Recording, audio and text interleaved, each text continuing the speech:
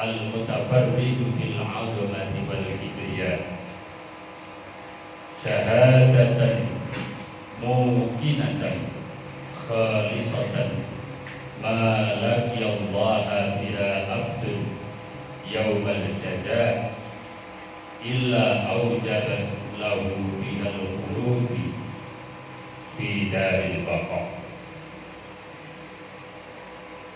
Wa asyhadu anna sayyidana wa nabiyyana Muhammadan abduhu wa rasuluhu ila jami'i man yastaqillu alal ghibra wa yastadillu bil qadra salawatullahi alaihi wa salamuhu daiman mustamirran makhtalatat dhalamu fitiyah wa man falaqal isbabu an ghurratin nahar wa a'lanat da'i bin nida wa radiyallahu ta'ala anis sahabati ajma'in.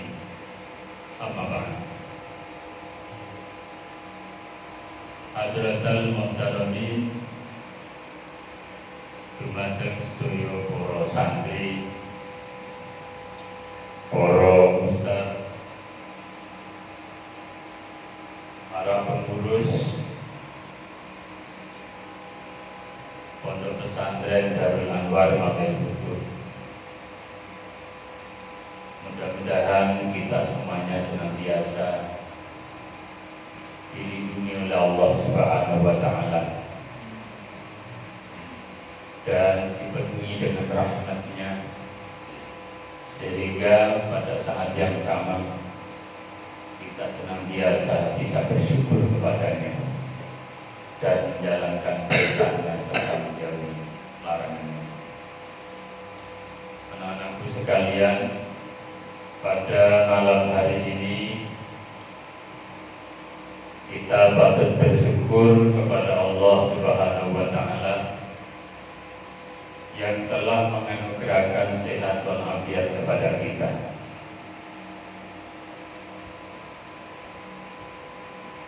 Serta menganugerahkan nikmat iman wal Islam. Mudah-mudahan nikmat ini sampai mati kita bawa dengan husnul khotimah, mati dalam keadaan iman, mati dalam keadaan Islam, wala tamutunna illa wa antum muslimun. Anak-anakku sekalian, setelah musda 3 hari yang lalu kita mulai, malam ini kita penutupan. Kita ngatur kakean mangan. Kakean mangan itu garai nah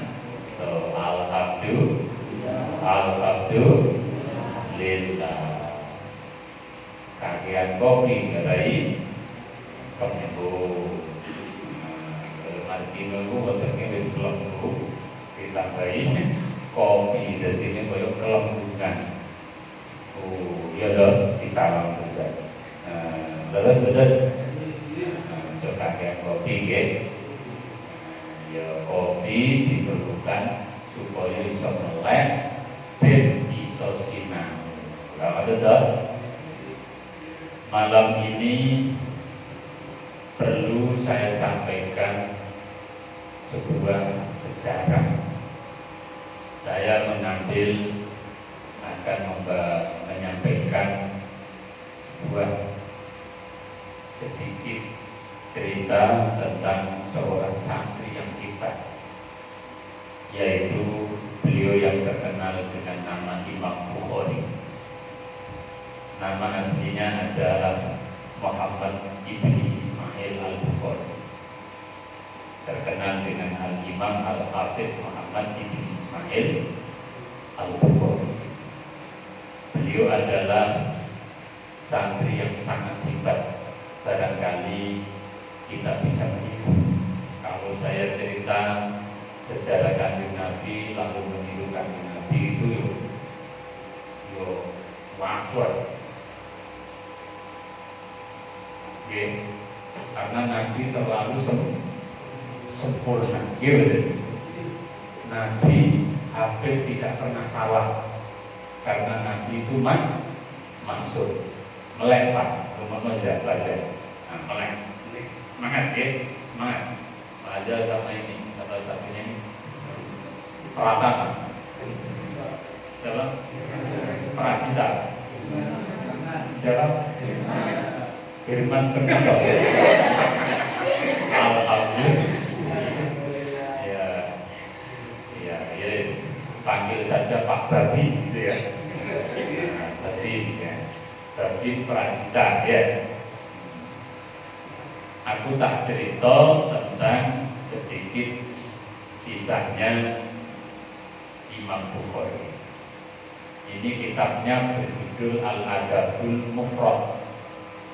Ini kitab yang ditulis oleh beliau tentang adab pribadi, etika pribadi, etika personal. Orang itu setiap personal itu siapa? Setiap orang. Etika orang, etika perorangan. Oke. Karena beliau ini itu yatim sejak kecil. Beliau ini yatim sejak kecil. Dilalah itu orang itu kalau mau jadi calon orang besar itu dibikin yatim sejak kecil. Dibikin yatim sejak kecil. Kebetulan beliau itu piatu. Karena yang wafat itu abahnya. Beliau itu berdua. Punya adik namanya, kalau adiknya Imam Bukhari ini namanya Ahmad. Beliau namanya Muhammad. Adiknya namanya Ahmad. Tapi ibunya luar biasa. Jadi orang-orang hebat itu bukan kok orang yang bergelimang harta, yang berkecukupan, lalu mesti hebat. Enggak. Ini supaya Basirat itu tidak kecil hati gitu. Basirat ini kan hari ini jadi yatim gitu.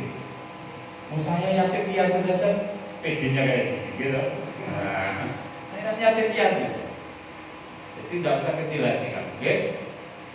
Justru yang bergelimang harta itu rata-rata kebingungan dengan hari ini baru kemarin hari Rabu jam 3 sore seorang artis yang suaminya termasuk orang terkaya di Indonesia ditangkap polisi gara-gara konsumsi narkoba. Inisialnya NR, satunya AB. Ya karena kakean duit, sehingga malah mengkonsumsi narkoba. Santri juga sama, kalau kakean duit itu ya yang dipikir beli rokok, beli paketan, beli HP, ngopi, jajan, begitu. Tapi santri yang kekurangan, yang dipikir adalah menggunakan waktu semaksimal mungkin untuk menghafal, deres, belajar, ngaji, murojaah, musyawarah, istirahat kalau lelah. Tinggal kamu yang seperti apa. Kalau saya lihat tinggi, ini saya kutipkan nama beliau itu Abu Abdullah. Ini berarti kunyah, alam kunyahnya Abu Abdullah. Habrul Islam itu nama julukan. Habrul Islam, Al-Hafidh. Jadi julukannya itu Habrul Islam, Hafidh. Hafidh itu orang yang hafalan hadisnya, kalau ada di dalam hadis itu ada istilah Al-Hafidh, Al-Hafiz, Hafiz itu berarti orang yang memiliki hafalan hadisnya lebih dari 100.000. Jadi kalau ada orang tua memberi nama anak Hafiz, itu berarti orang tuanya sudah berdoa memimpikan anaknya kelak menjadi seorang penghafal hadis.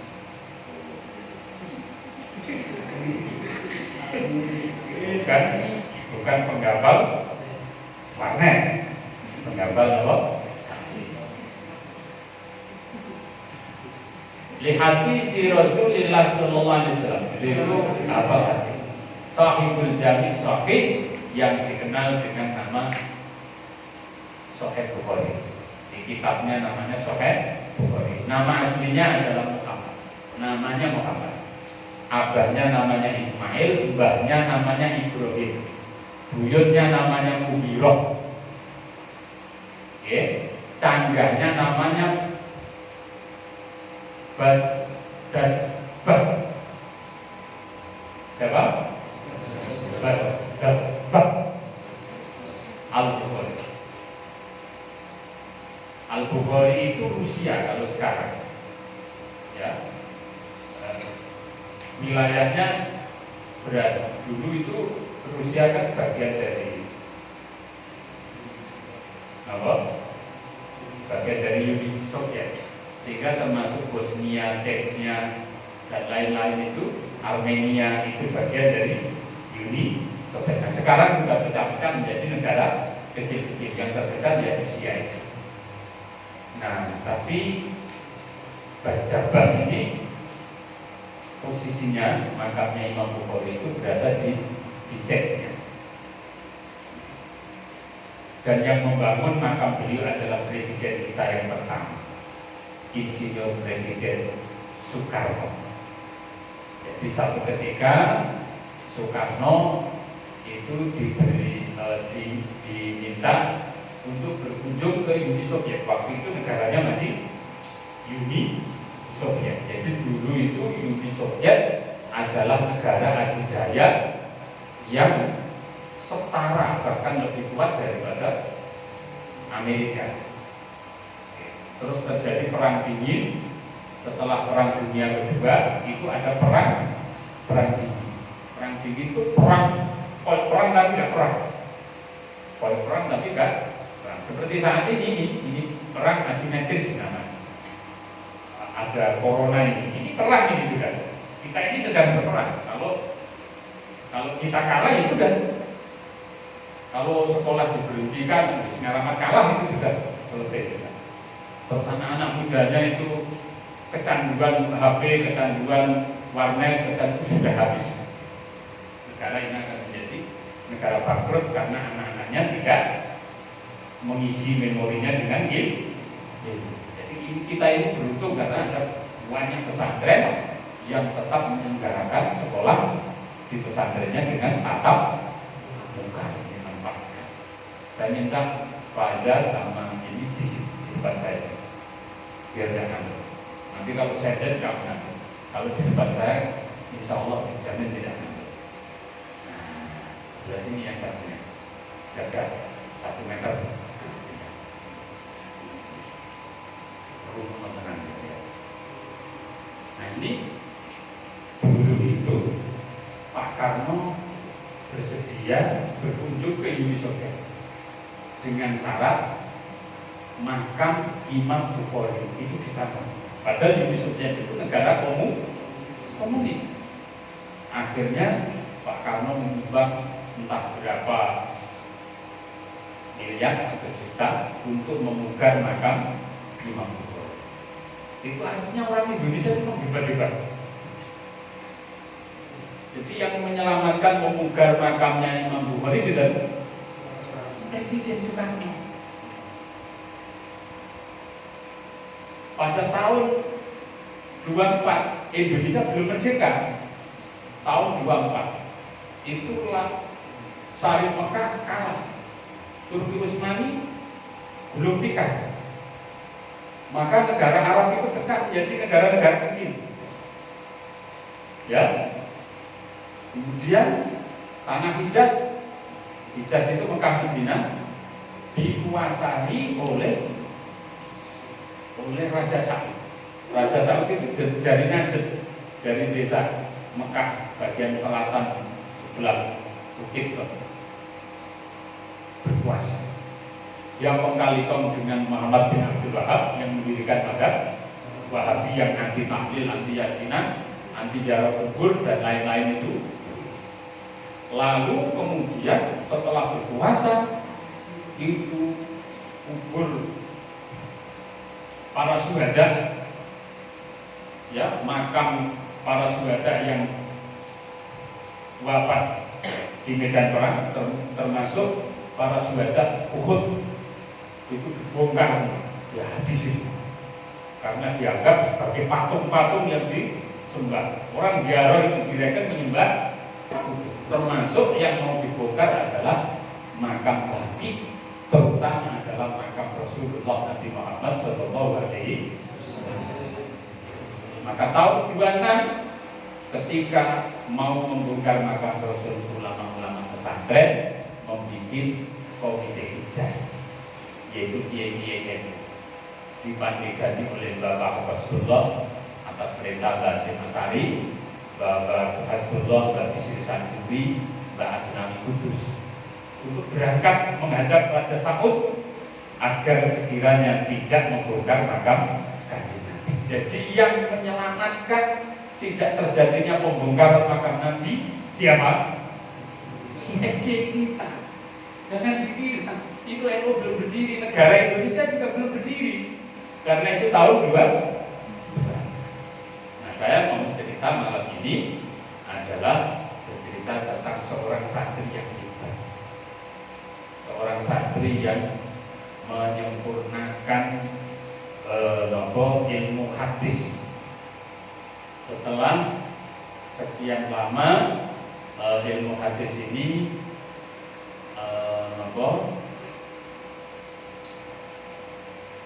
tidak atau kurang mendapatkan perhatian di zaman sahabat. Karena di zaman sahabat, para sahabat itu berkutat menjaga kemurnian Al-Quran sebagai wahyu Allah, kalam suci, kalam qadim yang tidak boleh dicampuri dengan kalam manusia. Itu kan tidak gampang itu menjaga itu. Karena itu sampai dengan abad menjelang abad kedua itu belum ada penulisan hadis yang secara masyhur, itu belum. Memang ada beberapa kali yang dilakukan, misalkan Imam Malik itu menulis sebuah hadis yang disebut Muwatta. Imam Malik ini ya kurang lebih beliau usianya lebih dari 80 tahun, usianya cukup panjang. Beliau lahir kira-kira tahun 83 atau 93, kemudian wafat pada tahun 200 itu. Pada tahun 200-an. Imam Hanafi itu lahir tahun 70-an, 73 dan wafat tahun 150. Imam Syafi'i lahir tahun 150, wafat tahun 204.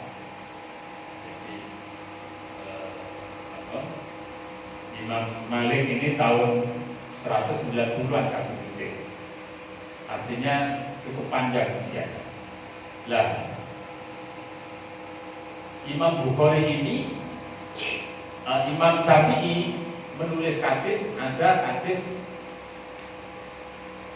yang ditulis oleh Imam Syafi'i sehingga beliau mendapatkan julukan Nasirus Sunnah. Beliau menulis Musnad Imam Syafi'i. Jadi ada hadis Musnad Imam Syafi'i. Imam Syafi'i menulis, sampai kalau mau kitab tulisan Imam Syafi'i langsung sulit yang kita ampun, sulit yang kita ampun.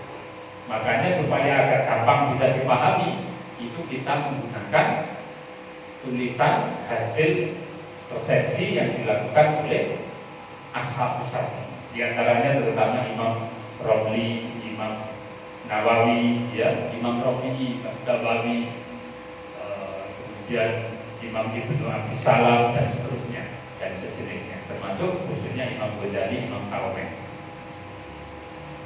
Nah, Imam Bukhari ini itu menyempurnakan hadis di tahun, karena beliau itu lahir 194, wafatnya tahun 256, lahir tahun 194, wafat 256. Beliau hidup tumbuh sebagai anak yatim, panjang beliau, usia beliau cukup panjang ya, 194, 256, sampai dengan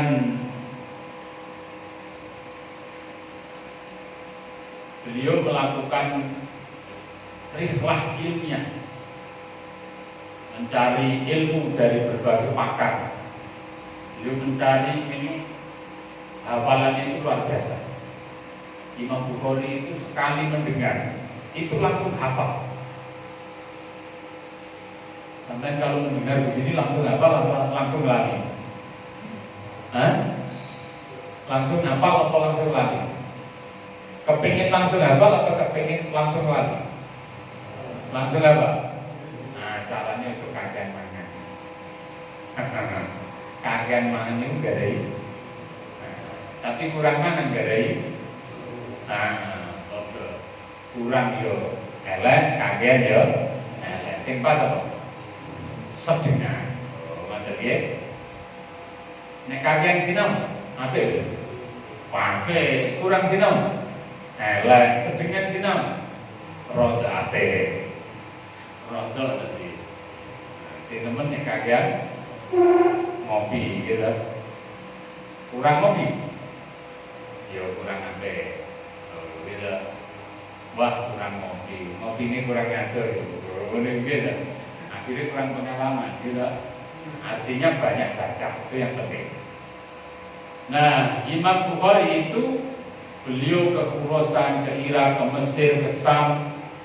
Beliau belajar gurunya Imam Bukhari lebih dari 1000. Bayangkan gurunya Imam Bukhari lebih dari 1000. Beliau mengumpulkan 600.000 hadis. Jadi Imam Bukhari mengumpulkan berapa? 600.000 hadis. Lalu dari 600.000 hadis ini oleh beliau itu dipilah mana yang rawinya kuat, mana yang sanadnya kuat, mana yang matan hadisnya itu kuat.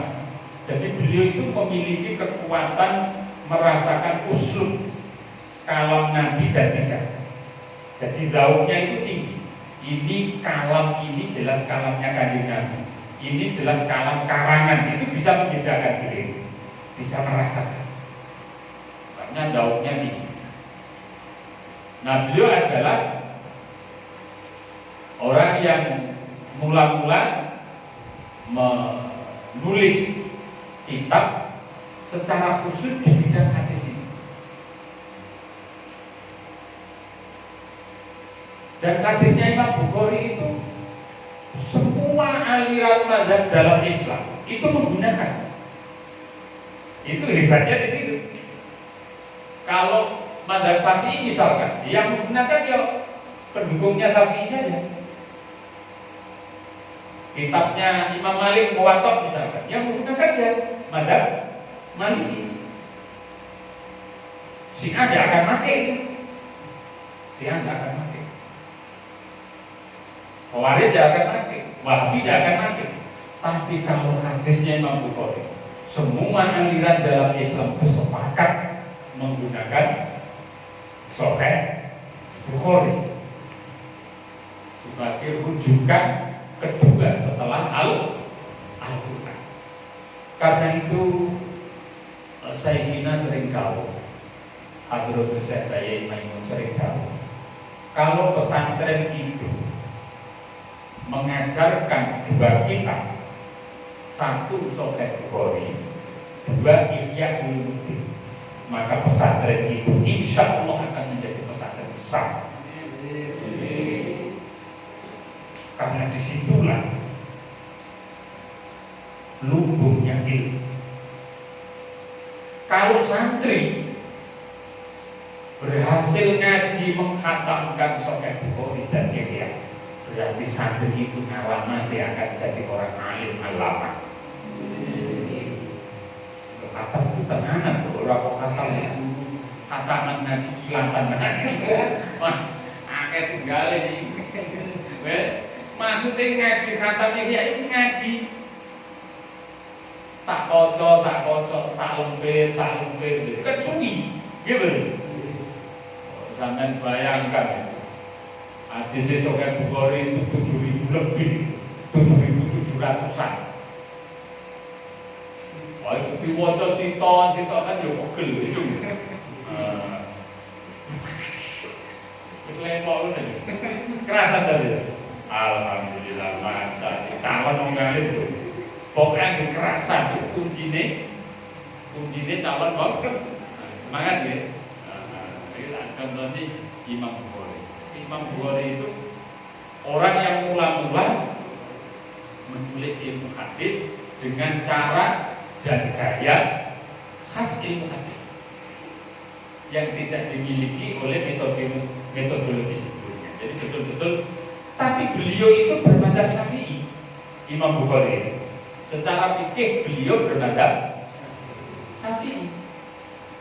Oh, mantap. Coba yang sebelah ya.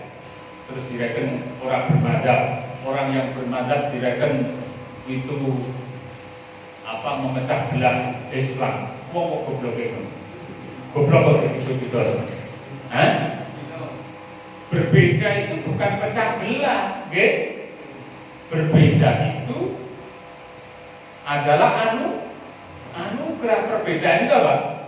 Anugerah. Bayangkan kalau kalian itu sama, kalian sama dengan saya. Bayangkan nanti bagaimana istri saya, kan jadi melihat kamu itu seperti melihat saya, kan raga mungkin, gitu. Karena rupanya podo, setengahnya podo, kan repot gitu. Makanya dibikin beda. Jadi orang sing seneng model kaya David, orang sing seneng model kaya Martino, orang sing seneng model cilik tapi cekli kaya Jackson, orang sing model nggih, orang sing seneng kalung kaya Hafiz, ngono. Jadi bisa-bisa. Ada. Nah beliau itu ketika kecil lahir di Bukhara, kemudian beliau kemudian di usia belia, ya usia 7 tahun sudah diajak ngaji ke Mekah. Jadi beliau itu kali ibunya diajak haji ke Mekah. Ibunya itu seorang pedagang. Ngaji ke Mekah, kemudian ditinggal di situ, lalu ibunya dan adiknya pulang ke Bukhara, ke Rusia. Dan beliau ditinggal di sana, dititipkan kepada gurunya.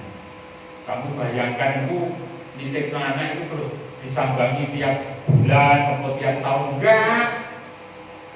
Yo gak tahu sambang. Yo gak tahu disambangi. Terus piye ngono ndak, harus tegak supaya jadi alim lama.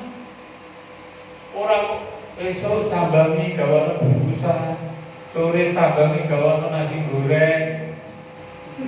Nopo ngene? Pai balik. Dia juga. Pai yo. Udah ini gak perlu karena bungkusan wae. Wis ora umum. Pakanan wis dipikir, ora tau mikir iki piye apalane piye ngajine. Padahal nek PPDA itu mangan sudah luar biasa. Gitu lho. Boleh pondok itu angel.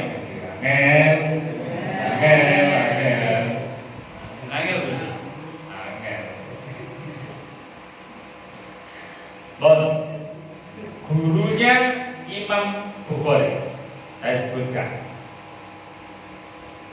Qabla an yartaqila min maulahu min fawqi Abdullah ibn Muhammad ibn Abdullah ibn Ja'far ibn Yamani al-Ja'fi al-Musnadi wa Muhammad ibn Salam al-Biknadar wa jama'atul laysu min kubari suyuki.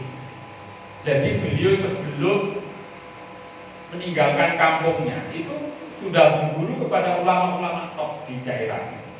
Di antaranya Abdullah ibn Muhammad ibn Abdullah ibn Ja'far ibn Yamani al-Ja'fi dan Muhammad ibn Salam al-Biknadar dan lain-lain. Dan itu gurunya yang di kampungnya sendiri, yaitu di tanah Bukhara. Kemudian beliau juga belajar di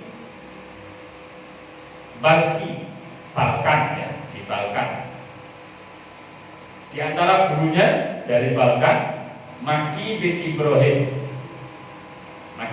Ibrahim, kemudian Abdan ibn Usman, Ali ibn Hasan, dan Sodaqah ibn Fadl, dan lain-lain. Lalu di Naisabur, di antara gurunya Yahya bin Yahya. Ini seorang Yahya bin Yahya ini gurunya Imam Muslim. Yahya bin Yahya ini di samping gurunya Imam Bukhari juga gurunya Imam Muslim. Karena itu ketika Imam Bukhari sudah kondang menjadi ahli hadis terkemuka di dunia, itu saya Yahya bin Yahya itu rada cemburu. Sehingga Imam Muslim itu kalau memuji Bukhari di hadapan saya Yahya itu beliau rada piye itu piye gitu. Ya, ngerti ya piye. Nah, piye itu ya tanda tanya. Nah, dan saya Yahya gak ngizini kalau Imam Muslim itu berguru kepada Imam Bukhari. Tetapi Imam Muslim itu sangat idola pada Imam Bukhari, sehingga meskipun hanya dalam waktu yang enggak lama, hanya beberapa saat atau beberapa hari, tidak sampai bulan, Imam Muslim itu sempat talaki ngambil sanad dari Imam Bukhari. Tapi itu hanya ketemu sebentar saja karena menghormati gurunya, yaitu Syekh Yahya bin Yahya yang juga gurunya Imam Bukhari. Kemudian Syekh Ibrahim ibn Musa. Jadi Yahya bin Yahya ini juga seorang ulama hadis terkemuka. Gurunya siapa? Imam Bukhari dan gurunya Imam dari Naisabur. Kemudian dari Baghdad, Irak, itu beliau di Irak itu kisaran tahun 210. Beliau di Irak berguru kepada Syekh Muhammad bin Isa ibn Tiba, Suraj ibn Nu'man, Muhammad ibn Sabit, dan apa di Basrah itu juga Irak. Jadi Basrah dan Baghdad itu menjadi ibu kota paling terkemuka di dunia yang perkembangan ilmu, terutama ilmu nahwu dan sorf, ulumul Quran, yang menjadi kunci terbukanya berbagai macam disiplin ilmu, mulai dari fikih, tasawuf, dan lain sebagainya, termasuk ilmu kalam. Itu karena yang membuka siapa? Sayyidina Ali bin Abi Thalib. Jadi Sayyidina Ali itu hijrah di mana? Di Baghdad. Beliau ketika memimpin menjadi khalifah, itu beliau tinggalnya di mana? Di Baghdad. Ibu kotanya di sana. Sehingga menjadi pusat peradaban, ilmu pengetahuan keislaman yang sangat beragam, termasuk ilmu kedokteran. Ilmu-ilmu kedokteran itu, Ibnu Nabawi itu banyak dikembangkan di mana? Di Baghdad, Basrah, dan Kufah. Luar biasa. Ini ada Basrah, ada Kufah. Di Kufah, kalau di Basrah beliau berguru pada Abi Asim An-Nabil Al-Ansari wa Abdurrahman ibn Hamad As-Saksi, Muhammad bin Ar-Arah, jadi Ar-Arah, Hajjaj ibn Minhal, Badan ibn Muhabbir, Abdullah ibn Rojak. Di Kufah, Ubaidillah Musa, Abi Nu'aim, Khalid bin Makhlid, Talqu bin Hinam, Khalid bin Yazid Al-Mukrik, dan lain-lain. Di Mekah, gurunya Imam Bukhari di Mekah, Abi Abdurrahman Al-Mukrik, Khalid bin Yahya, Hisan bin Hisan Al-Basri, Abdul Walid Ahmad bin Muhammad Al-Azraqi Wal-Humaydi. Di Madinah, Abdul Aziz Al-Qaisi, Ayub bin Sulaiman bin Bilal, Ismail bin Abi Wes. Di Mesir, di Mesir, Sa'id bin Abi Maryam, Ahmad bin Ishaq, Abdullah bin Yusuf, Asbah, Baghdad. Di Syam, Syria atau sekitar kawasan Palestina, itu Abal Yaman, Adam bin Abi Iyas, Ali bin Iyas, Bisri bin Su'aib, Abi Mughirah, Abdul Qudus, Ahmad bin Khalid Al-Wahabi, Muhammad bin Yusuf Al-Firyabi, Abi Musir, dan lain-lain. Itu guru-gurunya Imam Bukhari, salah satunya. Karena gurunya lebih dari berapa tadi? 1000. Itu orang sembarang guru jo. Orang kok koyo sampai ngaji gak aku ini urung orang patek guru ini. Guru aku ini jagure orang potongan belas ya. Gitu. Nah, tapi paling orang kan bisa jadi kompor gas gitu. Nah, maksudnya ngompori kan penting gitu. Santri pengen modelnya kelepok kabeh. Itu guru-gurunya ya. Jadi yang dimaksud gurunya Imam Bukhari betul-betul guru, seorang pakar. Muridnya, nah ini penting. Jadi ciri guru yang hebat itu memiliki murid yang hebat. Guru hebat kok muridnya, wah dia alim lama. Karena dulu lah muridnya dia. Nek santri ini keluaran kok ngalim lama, berarti ada dua ngalim. Paham? Nah ini sih mulanya tak ada aku berbagi. Mulanya aku mau nopo santri sembarangan orang kata aku belum nopo. Ini atau belum nopo kita awal penerimaan bisa tompo gitu. Gak di beno satu ya. Karena berbagi. Alumni PPDA misalnya merokok, ngopi, warneter, itu rasa mondok isi sore. Dia juga. Kowe nek niat mondok ning kene tenangan yo. Siap. Tenang. Ngalamat. Jadi alim alamat. Dia ibu paham ora maknane siap iki. Tak didoi murid Imam Bukhari. Ibrahim bin Ishaq Al-Arabi, Abdullah bin Muhammad ibni Nahiyah, Qasim bin Zakaria Al-Matrazi, Muhammad bin Muhammad Al-Baghdadi, Abu Isa At-Tirmidzi yang terkenal dengan Sunan Tirmidzinya itu, Yahya bin Muhammad bin Sa'id, Muhammad bin Harun Al-Hadrami, Husain bin Ismail Al-Mahamili, dan lain-lain. Murid-muridnya Imam Bukhari itu luar biasa.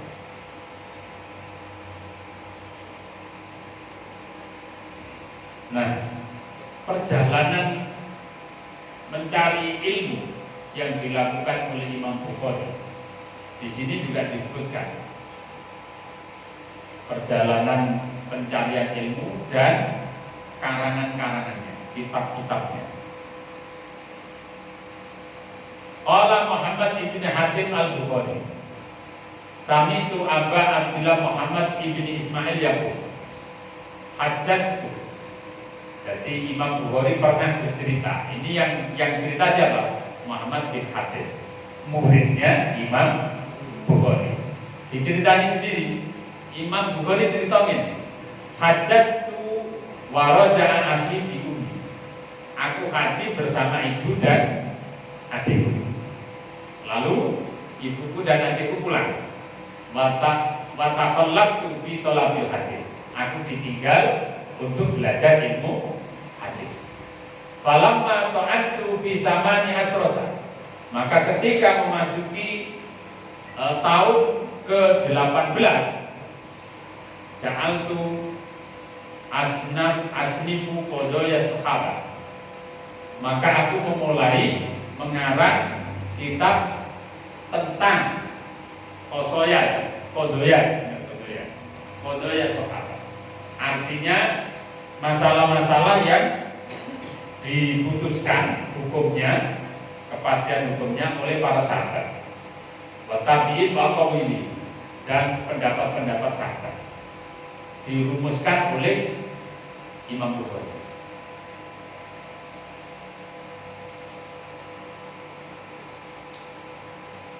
Wasannaftu kitab at-tarikh. Lalu oleh beliau mengarang kitab yang diberi judul At-Tarikh kitabnya. Ya memang isinya tentang sejarah. Ya sejarah tadi, sejarah apa? Masalah-masalah seputar masalah yang diputuskan oleh para sahabat Nabi. Nah, oleh menulis sejarah tadi, idza ka inda qabri Rasulillah sallallahu alaihi wasallam fil layalil muqammar. Beliau mengarang kitab tarikh tadi di malam purnama, di dekatnya makam Rasulullah Nabi Muhammad sallallahu alaihi wasallam. Pada tahun itu memungkinkan. Kenapa kok menunggu malam purnama? Ya karena pancen belum listrik, belum ada listrik. Jadi ngenteni nek makan ngomong di Imam Bukhari itu kuatnya.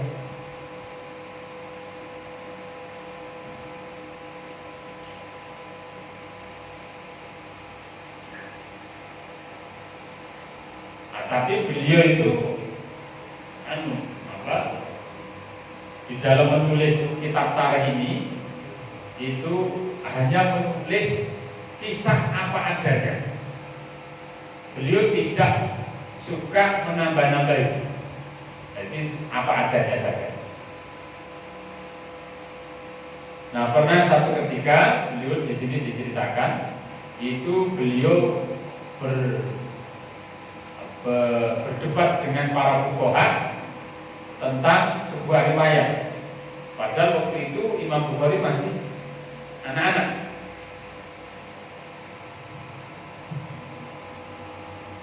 Sehingga Imam Bukhari agak suka.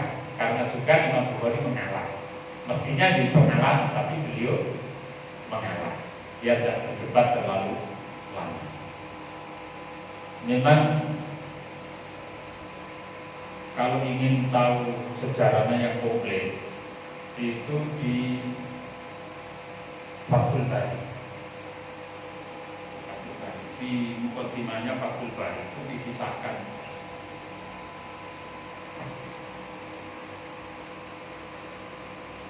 banyak sekali. Saya membacanya sudah lama waktu masih di pondok dulu.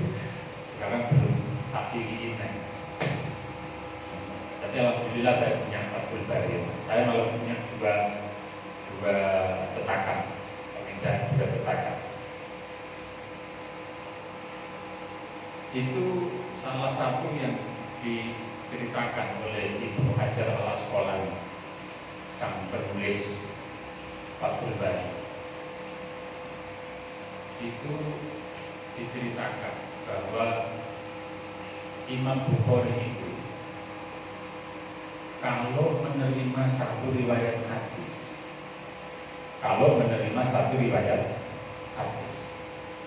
itu Imam Bukhari akan mengikuti orang yang meriwayatkan hadis itu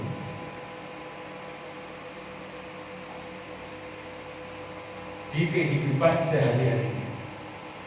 Jadi misalkan Imam Bukhari menerima hadis dari Misbah, misalkan Misbah menceritakan bahwa Misbah diceritani gurunya diceritani gurunya. Nah lalu gurunya itu diceritani oleh sahabat Nabi didhawuhi Kanjeng Nabi. Nah maka Imam Bukhari itu akan mengikuti Misbah ini di hari-hari, diperhatikan bagaimana cara tidurnya, bagaimana tengah malamnya, bagaimana kehidupan dia dengan keluarganya, dengan istrinya, dengan anak-anak. Dia pekerjaannya apa, yang dimakan itu rezeki dari mana, kemudian bagaimana cara mandinya, diperhatikan semua. Kalau perilakunya itu menggambarkan etikanya Kanjeng Nabi, al-adabul mufrad seperti yang dilakukan Kanjeng Nabi, maka hadis tadi itu oleh Imam Bukhari akan distatuskan sebagai hadis yang sahih. Tapi kalau ada cacatnya sedikit, misalnya, wah, ini muswati, dari wujud, mangane yo halal terus, karo anak bojone yo adil dan sangat ngayomi, dengan kedua orang tuanya juga birrul walidain, dengan tetangganya juga bagus. Kalau malam tahajud, kalau siang puasa Senin Kemis, paling tidak begitu ya. Tapi aku pernah sekali melihatnya itu ketika kencing dia sambil berdiri, sudah batal itu artinya. Sampai sudah kencing berdiri berapa kali, sudah nggak terhitung kan? Jadi sampai segitunya ketatnya. Nah, kita ini para santri itu di pesantren itu kan yang kita kaji itu kan ilmunya Kanjeng Nabi. Kita ini beruntung karena hidup di zaman yang semuanya sudah tersedia. Mau belajar Al-Quran sudah tersedia dengan cara membacanya. Ada hurufnya, ada harokatnya, ada tanda bacanya gitu. Bahkan ada terjemahannya. Dulu itu Al-Quran itu tidak ada tanda baca, tidak ada harokatnya. Pokoknya koyo rambut keriting, koyo rambutnya Nanjil nek didawakno kira-kira rambutnya Nanjil itu nek didawakno keriting tuh.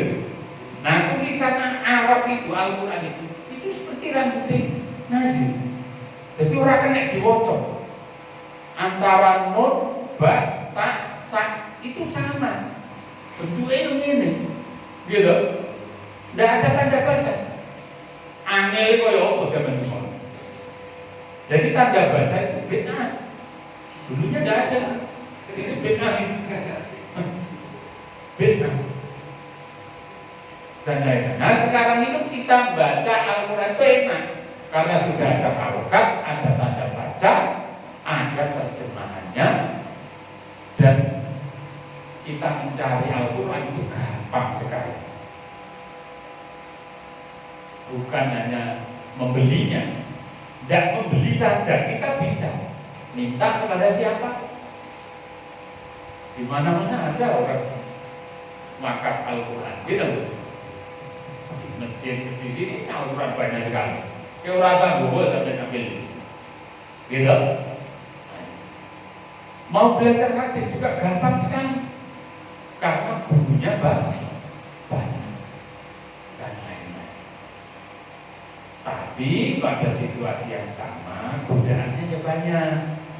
Kalau dulu zaman Imam Bukhari orang no TV, orang no radio, orang no HP, orang no laptop.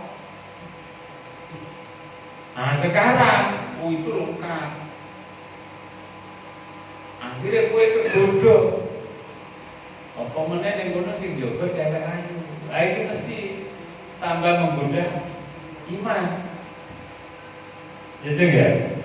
Nah karena itu jadilah kamu santri kayak Imam Bukhari.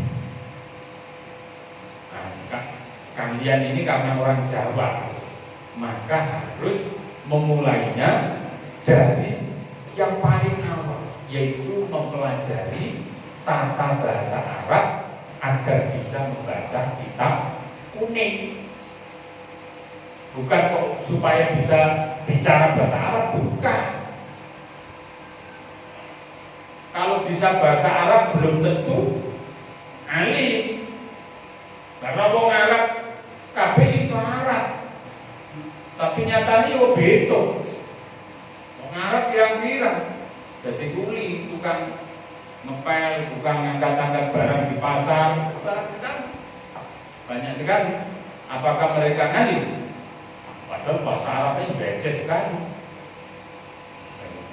Jadi kita belajar bahasa Arab di pesantren itu agar kita bisa memahami literatur kutubus salam atau kutubus duros, kitab kuning, kutubus sokroh, kitab kuning, yaitu memahami Al-Quran, memahami hadis, memahami karya-karya ulama salam.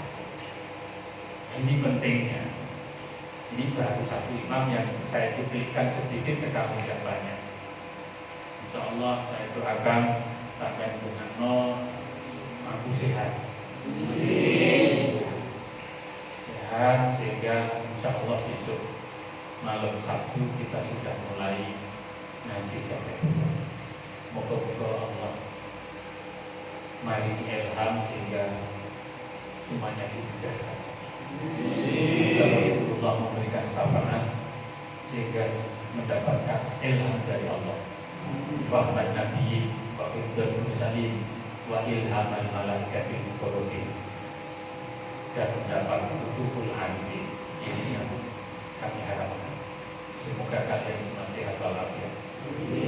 Yang paling akhir, saya minta kalian di masa pandemi betul-betul menjaga imunitas. Imunitas itu kekebalan tubuh. Jangan kekurangan tidur, tapi jangan kebanyakan tidur. Kekurangan tidur itu menyebabkan imunitas menurun. Kebanyakan tidur menyebabkan saraf otak melayu. Paham ya? Saya ulangi.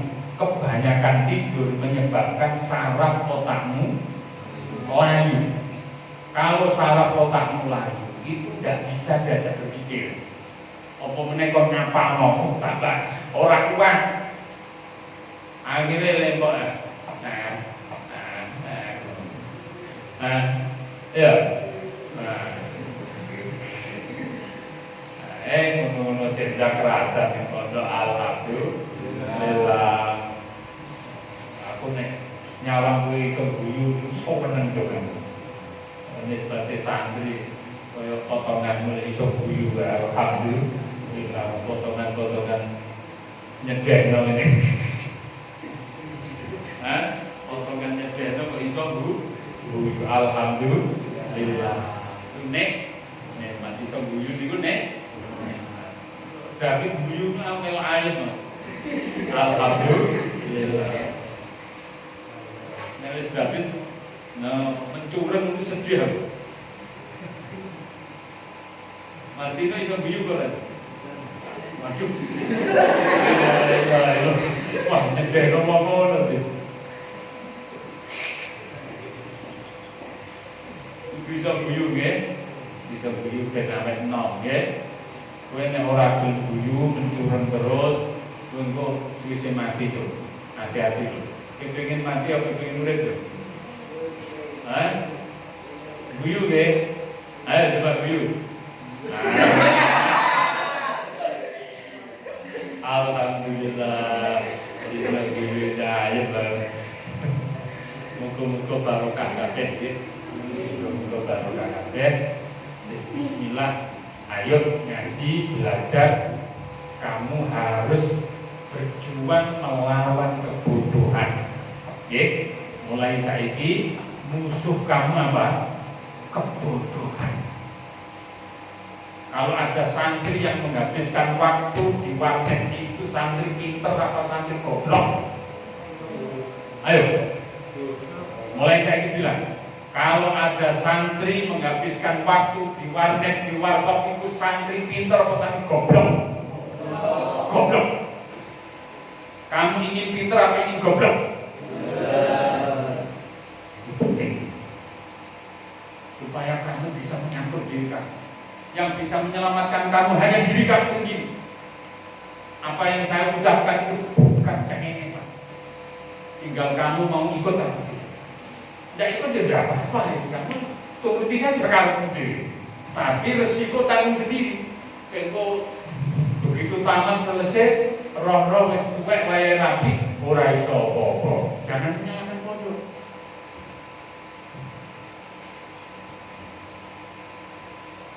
Ora usah oleh-olehan. Aku ya ora olehno kowe. Urusanmu dhewe mbek pangeran urusanmu. Pokoke ya ngono ku nggih. Selamatkan diri-diri, selamatkan diri-diri. Ayo.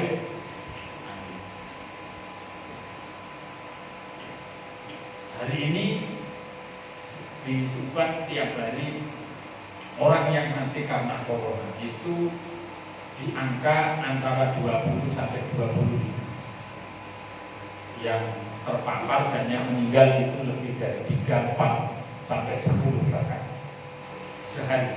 Tiap hari orang yang mati dan dinyatakan positif corona. Karena itu hati-hati kalau kalian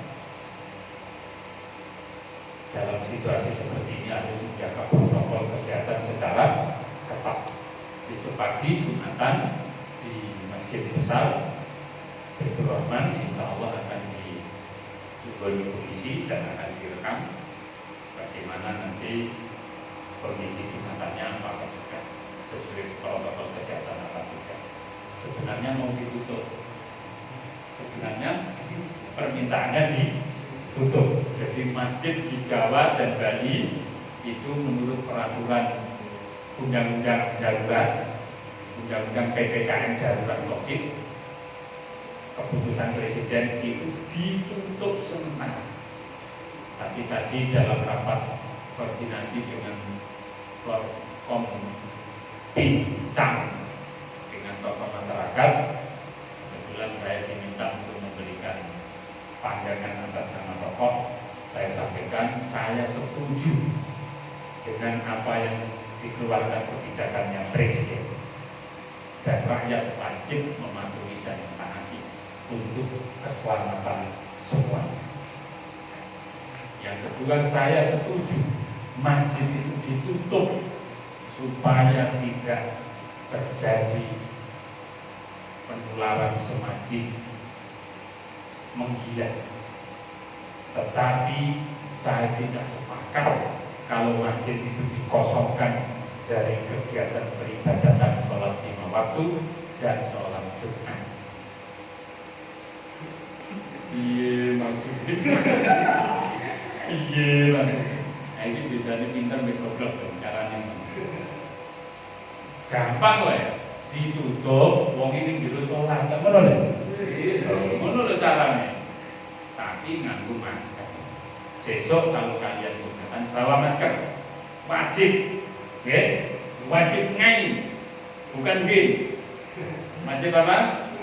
Wajib ngai. Dia masker. Besok kalau ada yang nggak punya, minta Mbak Wih, minta masker. Nanti dikasih masker dia.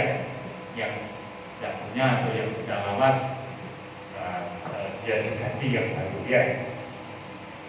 Ganti yang baru. Bisa dicuci, kayak saya. Kalau dari kain kan bisa dicuci, gitu. Itu penting untuk menjaga keselamatan. Kalau kalian selamat, nanti sehat semuanya, kalian menjadi santri yang hafal. Kula suwun nang Kang Misbah, mulai sekarang ada hafalan hadis. Mulai sekarang dikasih hafalan hadis kecil-kecil. Misalkan hadis Nawawi, hadis Mahfudz, nanti saya carikan nanti. Ya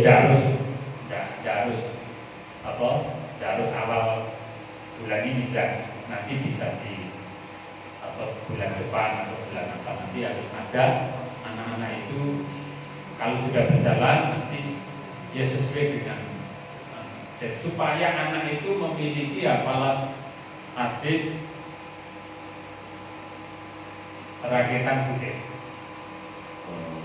sampai belas sama sekali. Karena ada sabda Nabi, barang siapa yang hafal 40 hadisku kata Nabi, itu dia dijamin masuk surga. Kalau misalkan begitu, apalagi apal kayak Imam Bukhari hafal kayak Sahih Bukhari hafal mau syukur. Nah insya Allah doakan anak saya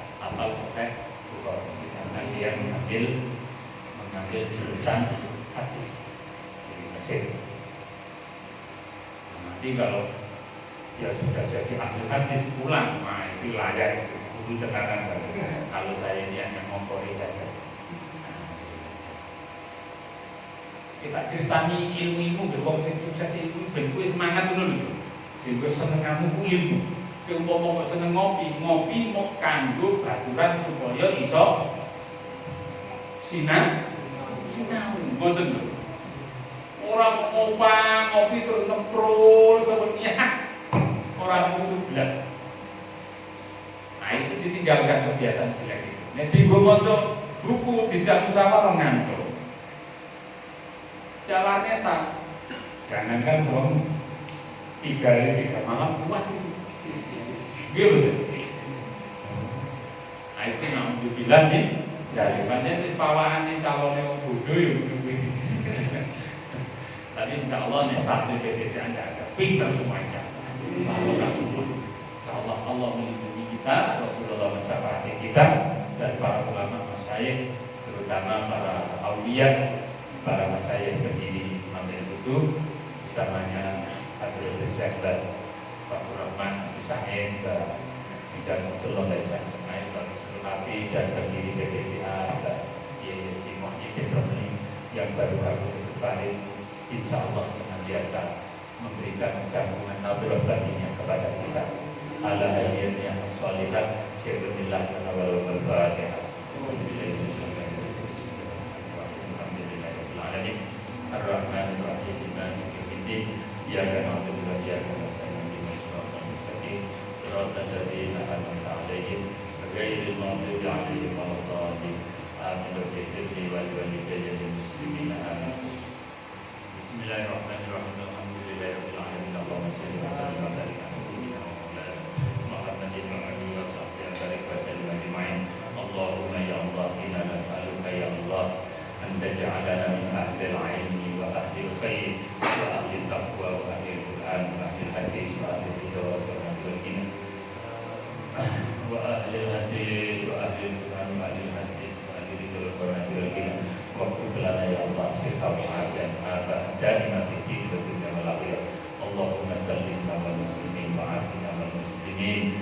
Allahumma ya Allah, inna nas'aluka ya Allah an taj'alana min ibadika sholihin wa taj'alana min ibadika siddiqin wa taj'alana min ibadika al-muhsinin wa taj'alana min ibadika alladhina amanu wa 'amilus sholihati wa tawassaw bil haqqi wa tawassaw bis sabr.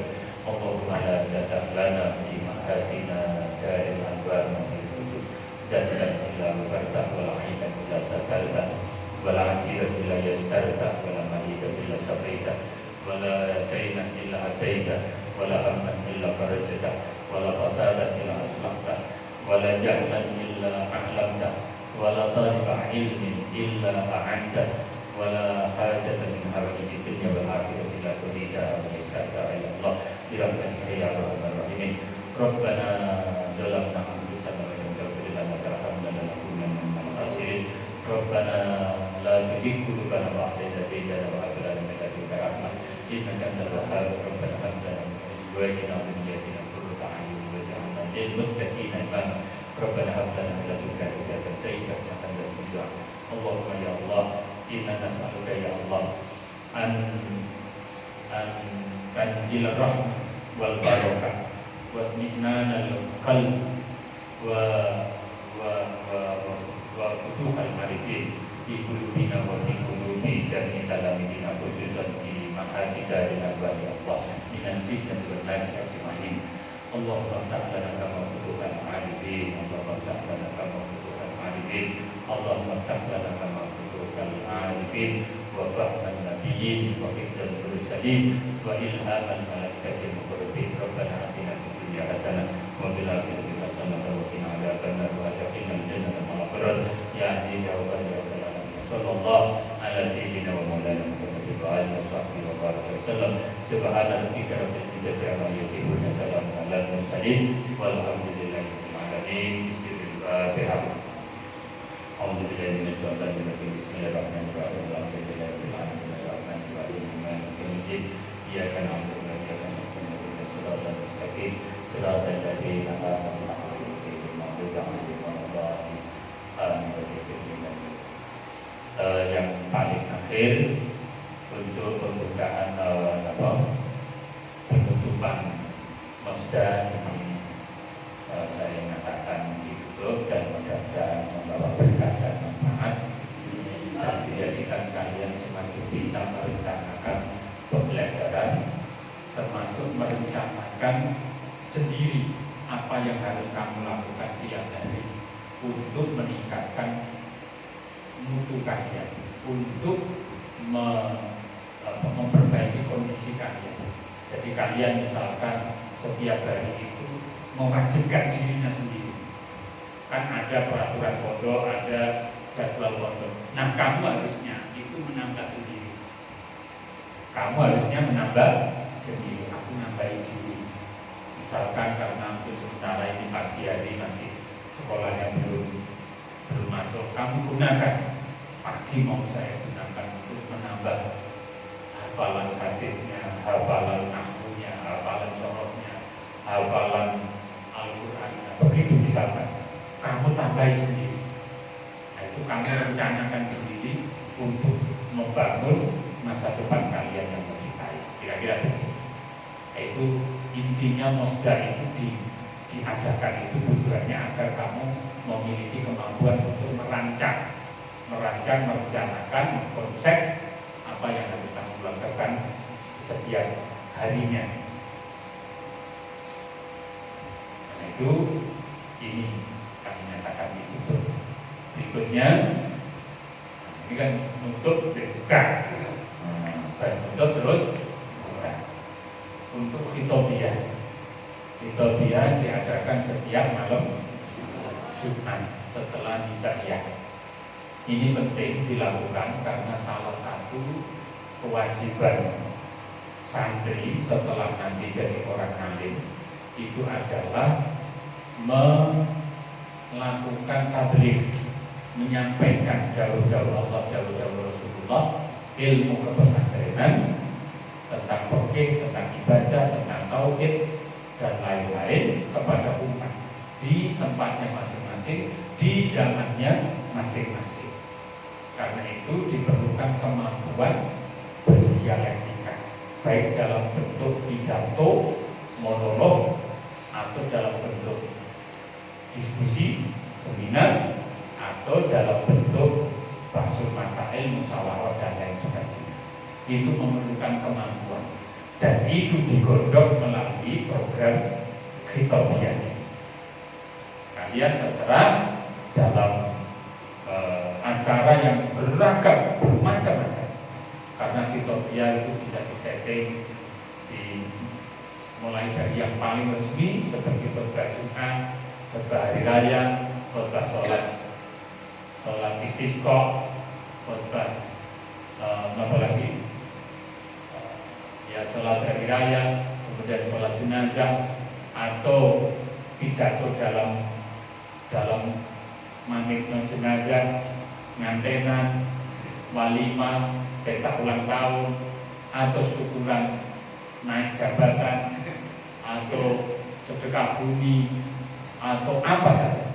Itu semuanya memerlukan kemampuan dan itu digodok melalui program Khitobiyah. Kemampuanmu tadi, ilmu yang sudah kamu pelajari dan kamu hafalkan sehari-hari, itu kemudian dipraktekkan dalam pidato. Contohnya kan itu, contohnya ya aku ini contoh. Nah, ya. Saya kan biasa pidato atau seminar atau apa dalam segala bidang, tentang ilmu kesehatan, tentang pendidikan, tentang budaya, tentang penegakan, tentang politik, tentang ekonomi, tentang perkawinan, tentang kematian, tentang apa lagi, banyak Pak. Dan itu memang kebutuhan masyarakat kita. Karena itu selamat untuk mengikuti program-program yang diadakan di pesantren ini agar kalian bisa menempati diri dan menjadi anak-anak yang hebat. Sebagaimana materi yang kami sampaikan tadi malam dan yang kemarin itu kalian ikuti semuanya ini dalam rangka meningkatkan azimah, himmatun aliyah, ya, himmatun, cita-cita yang luhur, cita-cita yang luhur, dan kekuatan cita-cita, kekuatan meraih cita-cita, sekaligus dalam rangka khidmatul ilmi, khidmah kepada ilmu. Khidmah kepada ilmu itu macam-macam, termasuk menjadi pengurus pondok, membantu kegiatan pesantren, membantu kiai, membantu pesantren ini agar semakin bagus. Itu adalah bagian dari khidmatul ilmi, dan itu wajib dilakukan oleh setiap santri. Makanya al-khidmah khairun minal khurmah, al-khurmah khairun minal ta'ah. Khidmah itu lebih baik daripada menghormati. Menghormati lebih baik daripada hanya sekedar patuh. Patuh belum tentu menghormati, karena ada yang patuh terpaksa. Kalau menghormati itu di atas patuh. Nah, khidmah, melayani, membantu, ngewani dalam segala hal, itu lebih utama dari kedua. Nah, karena itu di pesantren ini semuanya dilakukan. Kalau pekerjaan yang ada di pesantren ini, baik yang di lingkup sarana prasarana pesantren, kebersihan, kemudian keaktifan, kemudian kedisiplinan, kemudian ya segala hal itu kita lakukan untuk bersama-sama segala persoalan bisa dikerjakan secara gotong royong. Terima kasih, mudah-mudahan ada manfaatnya dan dimudahkan oleh Allah kita bisa melaksanakan secara istiqomah dan berhasil sukses. Assalamualaikum warahmatullahi wabarakatuh. Terima kasih.